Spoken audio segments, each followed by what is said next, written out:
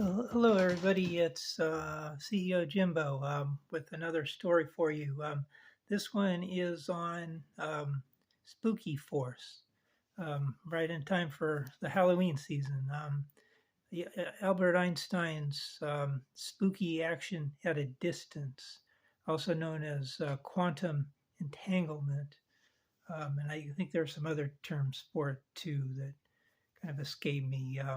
Uh, anyway, it's a very complicated subject, and I'm not really a quantum physicist or claim to be one or anything like that.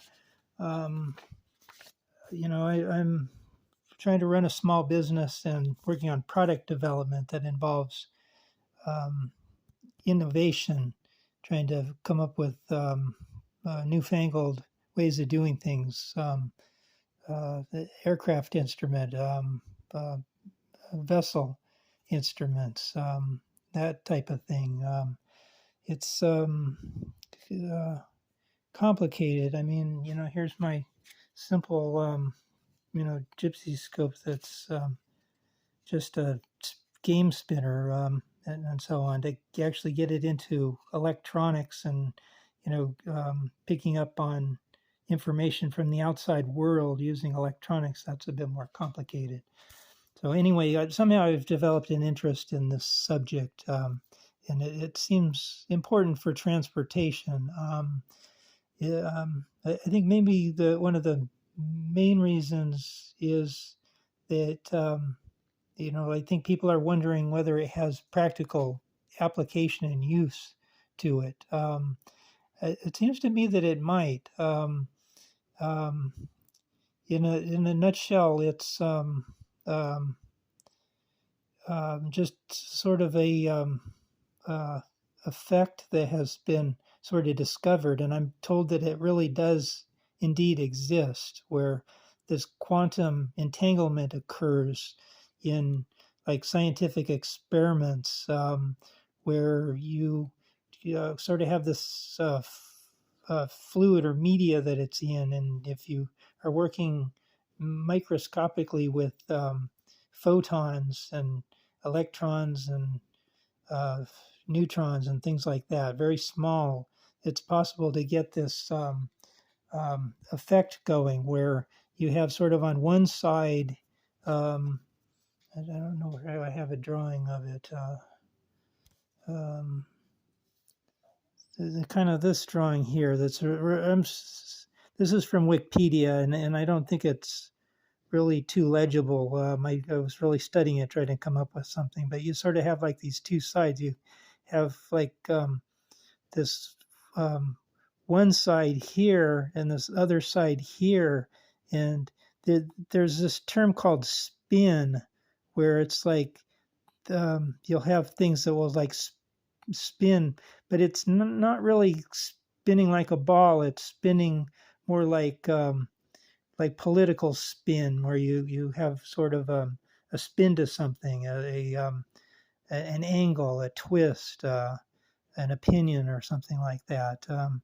Where this one will, what they call, will either end up spinning up or spinning down. And if it's spinning up, this one will decide to spin down, and so forth. And people have related this to like a coin toss, where if you flip a coin and this one comes up heads, this one will come up tails, um, and so on. Um, and it's just in sort of a certain medium, and I'm really trying to sort all this out and learn from it. And so that's kind of one of my motivations to do this video for you all, is to kind of learn about all of this and so on.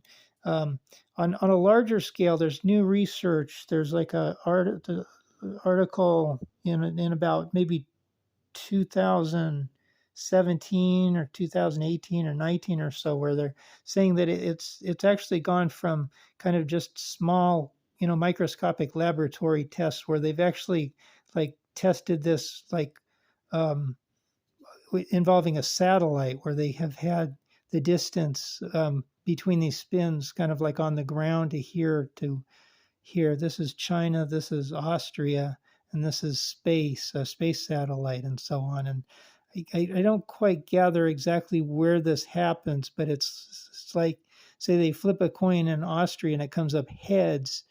I think it'll come up tails in China going through the satellite, and so on through quantum um, entanglement or spooky action at a distance. Um, Einstein was the one that came up with this, and a slight change in the subject here, and a double change here is I'm trying to have a beginning, a middle, and an end, and that was kind of my beginning. Now we're on the middle, kind of the details of all this. And Einstein made a statement: I cannot seriously believe in quantum mechanics because the theory is incomplete with the requirement that physics should represent reality in space and time without spooky action in a distance. So he's basically saying that he would believe in the theory of whatever this in quantum mechanics, I think it was, in physics, I guess it was just. It's the whole concept of physics that I cannot seriously believe in quantum mechanics. Somebody kind of challenged on that. Believe what? Believe quantum mechanics is what the author is saying here. That he's challenging that, and he's basically saying he doesn't believe in quantum mechanics because of the spooky action at a distance thing. And it's been kind of turned around. I've read many articles are basically saying that Albert Einstein was just he was bothered by the spooky action at a distance, and I don't think he was actually. I think he was bothered by quantum mechanics.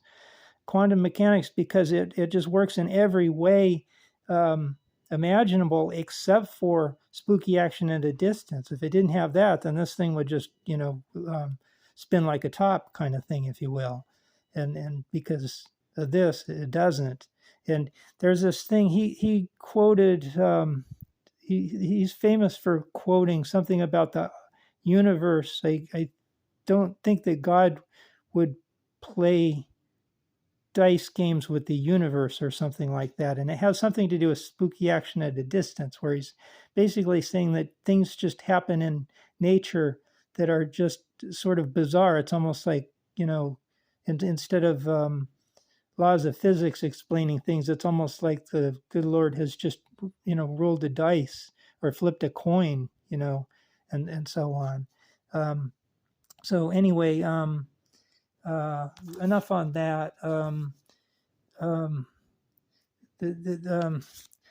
To kind of move on a little bit, to try to kind of like relate this to something that's a little bit closer to home here. This is a drawing of a magnetic compass that I have. I've been watching videos on this and also on flying, on maybe getting myself back instrument current and so on. This is a magnetic compass that's north and so on. This is your type of compass that's in sort of in kerosene. I don't know why the focus changed. There we go. But oddly, this is sort of known as a confusing instrument, especially for students and low-time pilots, because if you want to like turn to west, I mean, if you turn left, the inside thing here will actually kind of spin to the right, because if you 3 is like 030 and 6 is 060, so that's like going east. Next one would be 090, which is east, so it's like backwards here. So if you start turning to the left, this will actually start turning to the right inside, because it's written on that thing backwards inside there. So if you turn right, then the numbers get bigger here, and 090 will come up. If you turn left, the numbers will get smaller. It'll go to north to 0, 3, 5 to, or to 2, 9, 0 eventually west, and so on. So anyway, what I'm saying is that they're saying, that's what I've left out here, is that there's a big thing about this being instantaneous, that when this side spins,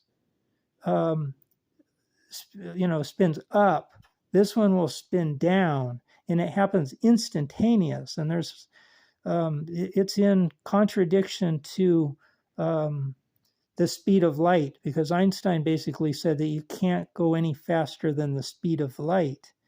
But instantaneous is faster than the speed of light. I mean, it's light. It just instantly happens, and so on. And so I almost had it. Teleportation. There's a quantum teleportation where you kind of instantly go from, you flip this and instantly it flips here too. I mean, like if you flipped a coin here heads, it would instantly come up tails on this side, and so on, which is faster than the speed of light. It's instant. But anyway, the key thing is that there's no matter exchange, so it's not like Star Trek where you have a, person, that just instantly goes from here to here. It's information that kind of goes from here to here. And it brings up, not substitution, but it brings up the, what do you call it? I'm at 12 minutes. I got to really sum up here.